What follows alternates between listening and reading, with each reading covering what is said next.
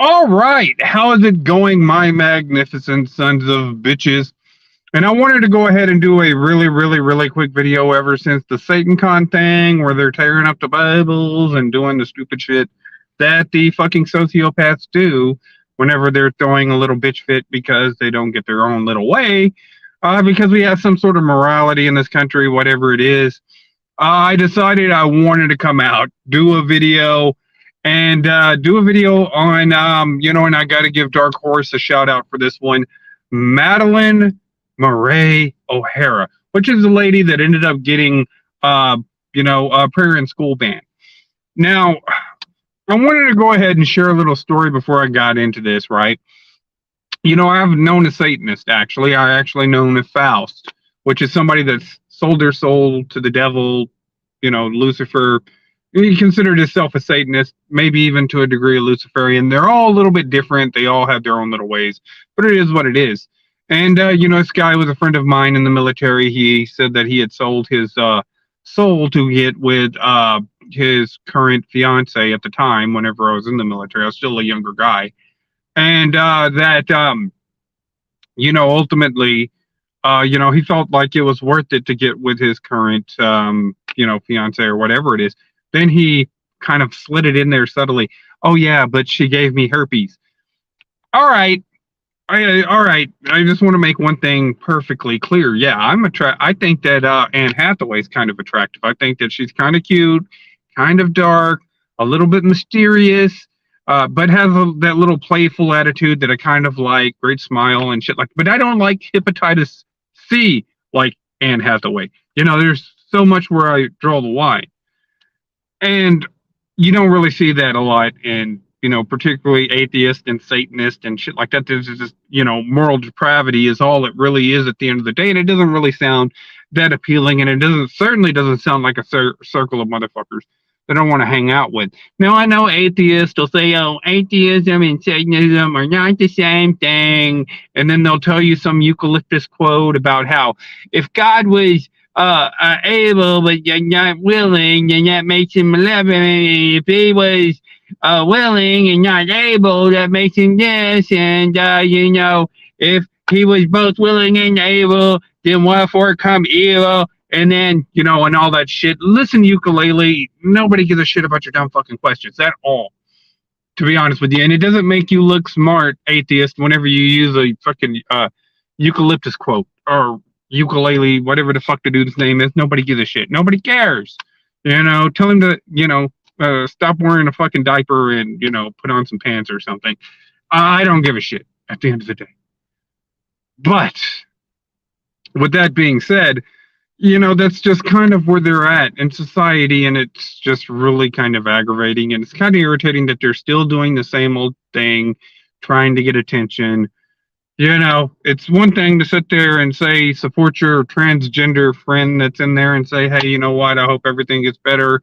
I hope you live a good life. It's total another thing whenever you say, oh yeah, and they should be able to do strip clubs and kids and all this other shit. That's total other thing, and the sheer fact that the people are defending it, well, this is the stupidity that we've allowed these people to progress to. It's the only thing that you've progressed to is stupidity, and we've allowed them to progress to degrade society this far. So I wanted to go ahead and do this video on Madeline Murray O'Hara, which is the lady that ended up getting prayer banned in school. So, it's a fucking weird ass story. So, Madeline, right, basically wanted to be a commie. And this is, you look at the millennials today, and that's like a common thing. She'd fit right in today. She's wondering where the hell she is for this society. However, with that being said, she wanted to be a commie. I don't know how, reasonably she really tried to, I don't know, seek asylum in, say, Russia or anywhere like that. I know she went to Paris and supposedly wanted to seek asylum in Russia because she wanted to be a communist. Was you really trying that hard, though, going through Paris, trying to get through Russia? Think you'd want to go a little bit? Why are you going to a Western European country to try and seek asylum in Russia. I don't know. It is what it is. However, with that being said, you had the hearing come up in 1961. She decides she's going to challenge the court because she doesn't want her kids saying prayer in school.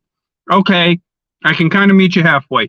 I myself don't really too much care for a theocracy. I do believe we need separation of church and state.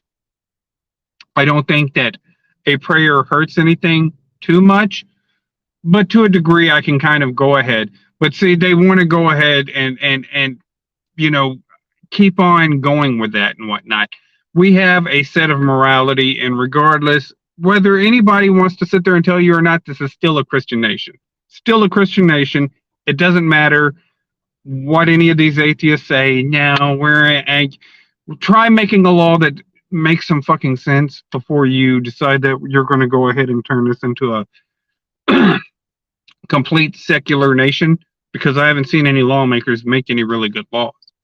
However, with that being said, this wasn't going to work for Madeline. So she went ahead, took the case up to the Supreme Court. It was kind of like a package deal where ultimately she was one of the ones that got prayer taken out of school.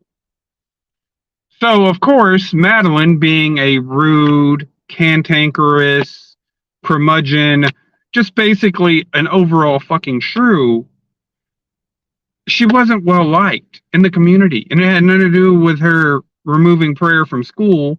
She was just a rude, crude lady that was just very, antagonized everybody. So, of course, in a, blue district, pretty much one of those little progressive areas that they claim, a bigoted area like fucking Baltimore. Oh, she was getting all these violent threats and shit. So she wanted to seek asylum somewhere. Does she go to Cuba? Does she go to fucking China? No, she goes to fucking Hawaii to go ahead and seek asylum. And first off, at this point in time, this is 1963, probably 1962, 1963, when she does.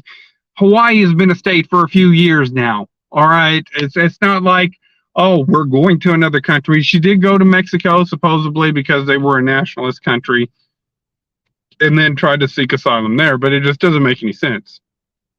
She ends up relocating in Austin, right down the road to me. So when you went to Hawaii, why didn't you just stay in Hawaii?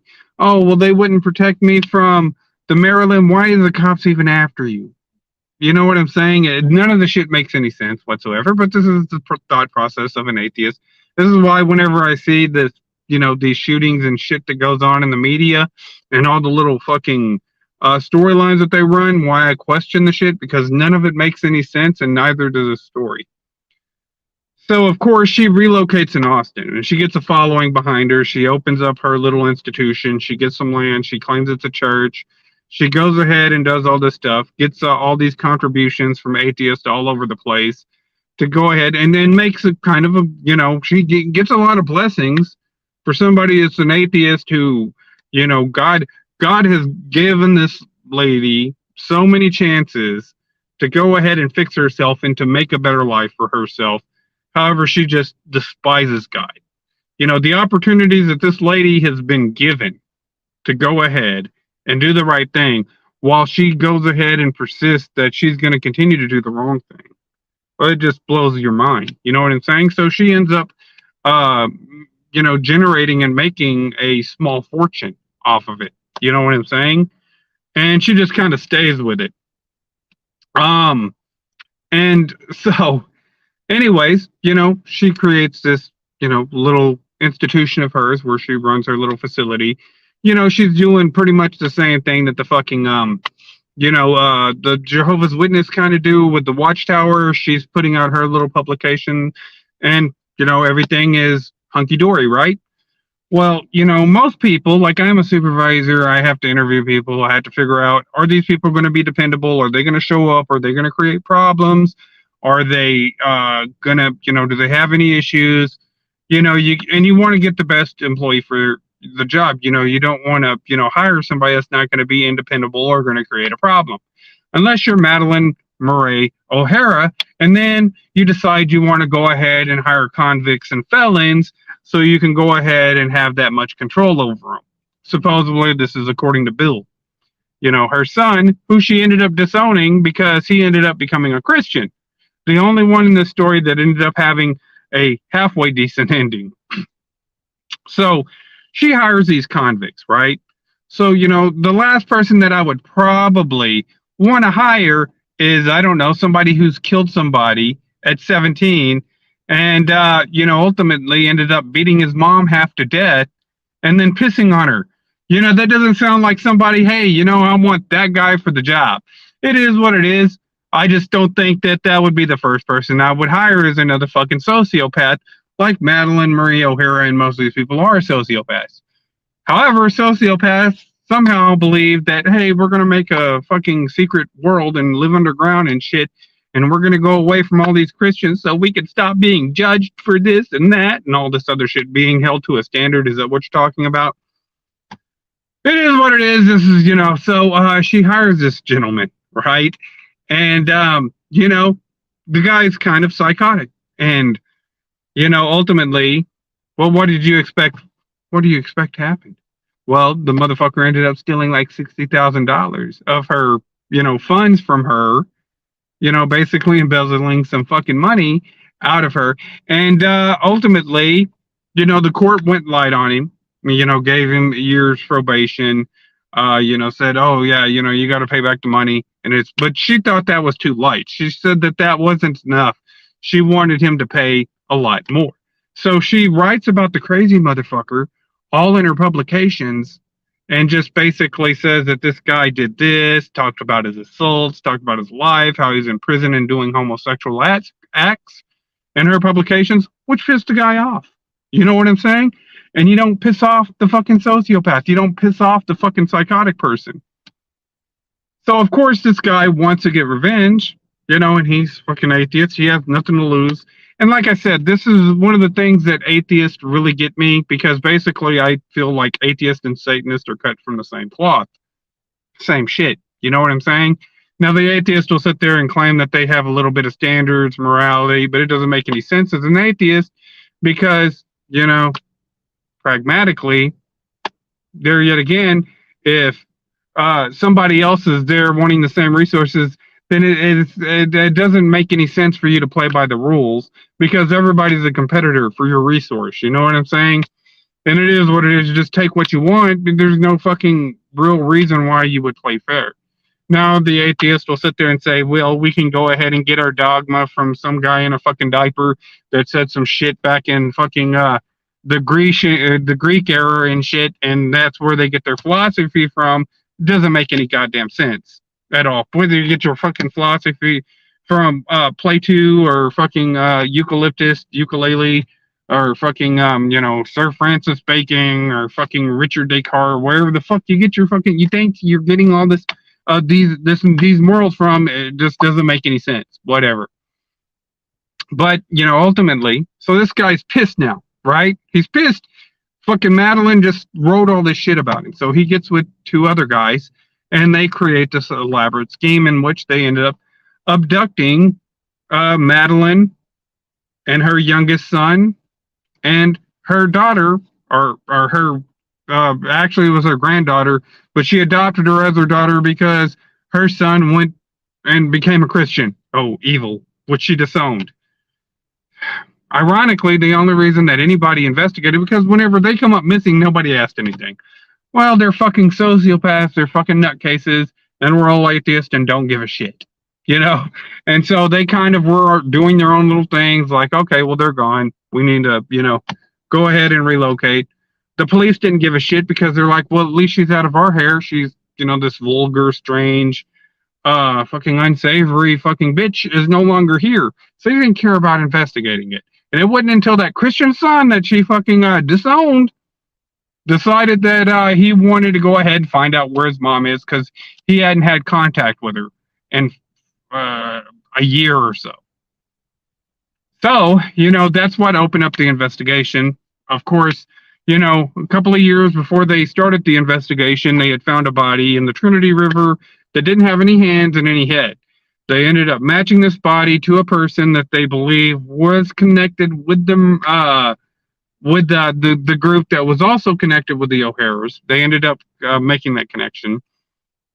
And ultimately, they ended up catching the two guys. They said that, yeah, we ended up kidnapping the O'Haras. They lived together for a month because this makes sense somehow to atheists to go ahead and live with your captors for about a month while you're trying to, swindle them out of 600,000 fucking dollars.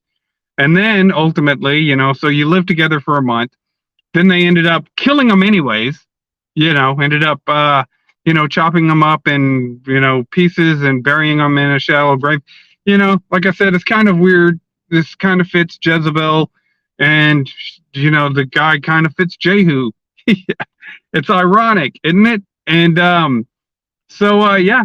ultimately, and the ironic thing is that the atheist that ended up stealing the fucking money ended up putting it in a storage locker that ended up getting broken into, and they didn't even get the $600,000 that ultimately they stole fair and square. So it just shows you how ridiculous the mindset of these atheists are. You know what I'm saying? I certainly wouldn't be anybody I'd want to surround myself with as a person. You know what I'm saying? At the end of the day, a bunch of sociopaths. But anyways, I'm going to go ahead and wrap this video up. You people tell me what you think. You like, sub, do the shit YouTube tells me to do to get over. And for now, I'm out.